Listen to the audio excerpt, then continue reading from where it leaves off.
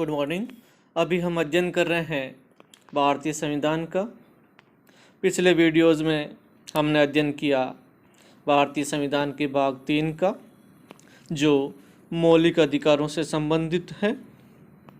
आज हम अध्ययन करेंगे भारतीय संविधान के भाग 4 का, जो राज्य के नीति निर्देशक तत्वों से संबंधित है।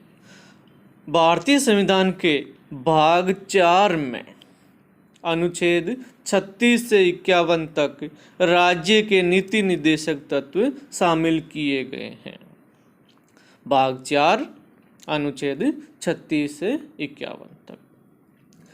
यह विचार आयरलैंड के संविधान से लिया गया है। यह विचार कहाँ से लिया गया है? आयरलैंड के संविधान से, जो 1937 में निर्मित हुआ था। इन तत्वों में संविधान तथा सामाजिक न्याय के दर्शन का वास्तविक तत्व निहित है। राज्य के नीति निर्देशक तत्वों का उद्देश्य सामूहिक रूप से भारत में आर्थिक एवं सामाजिक लोकतंत्र की रचना करना तथा कल्याणकारी राज्य की स्थापना करना है।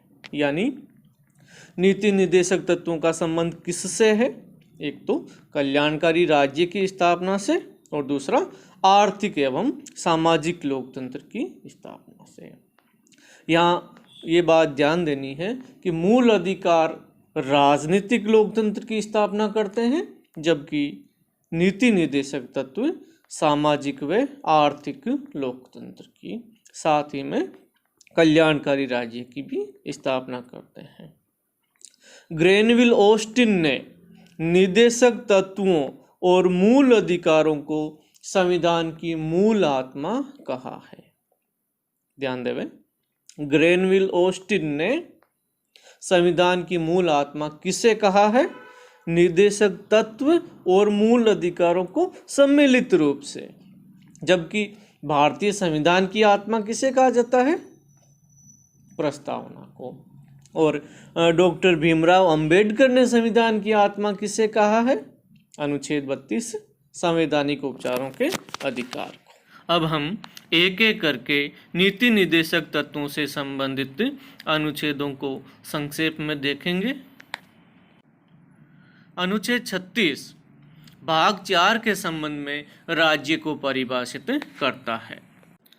अनुच्छेद 37 कहता है कि इस भाग में, यानी भाग 4 में, अंतर्विष्ट उपबंध किसी न्यायालय द्वारा परिवर्तनीय नहीं होंगे, किंतु फिर भी इनमें अधिकथित तत्व देश के शासन में मूलभूत हैं और विधि बनाने में इन तत्वों को लागू करना राज्य का कर्तव्य होगा। ये महत्वपूर्ण चीज़ है कि भाग 4 यानी नीति निर्देशक तत्व वाद योग्य नहीं है, यानी इनको न्यायालय द्वारा लागू नहीं करवाया जा सकता।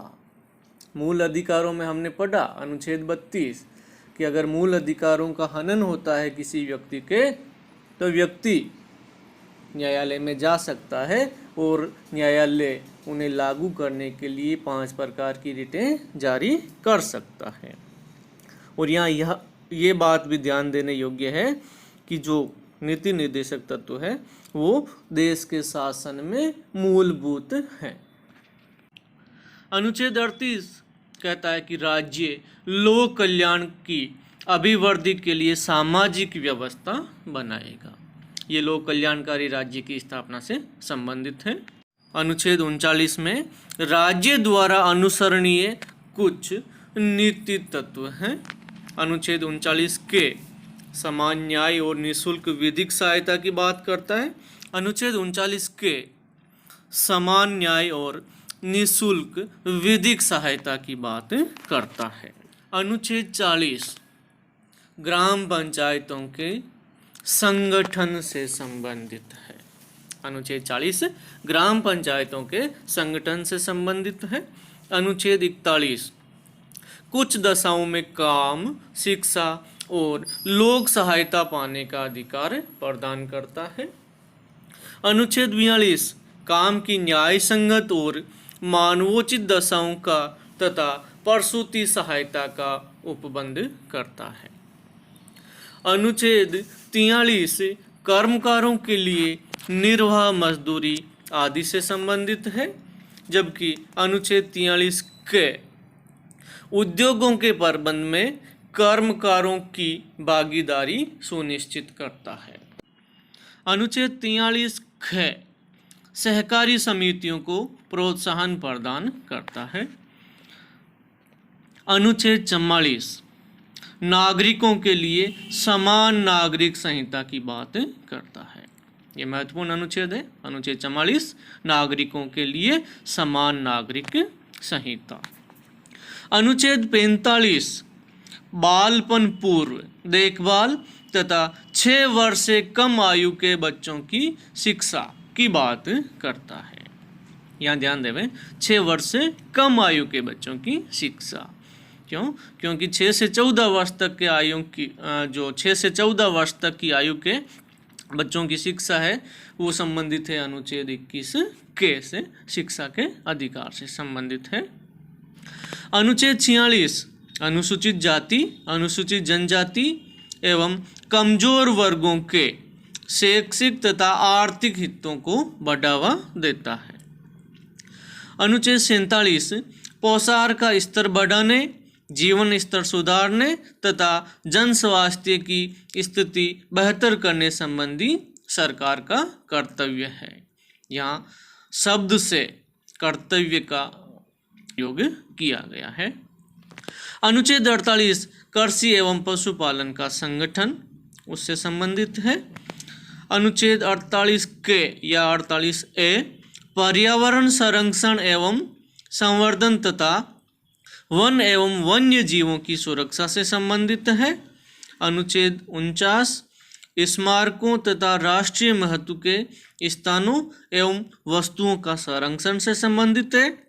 अनुच्छेद 50 एक महत्वपूर्ण अनुच्छेद है जो न्यायपालिका का कार्यपालिका से अलगाव या पृथकीकरण सुनिश्चित करता है। अनुच्छेद 51 अंतर्राष्ट्रीय शांति एवं सुरक्षा को प्रोत्साहन प्रदान करता है।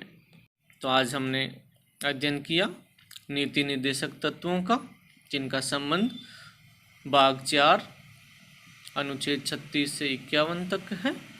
उम्मीद करता हूँ यह आपको वीडियो अच्छा लगा होगा। Thank you very much.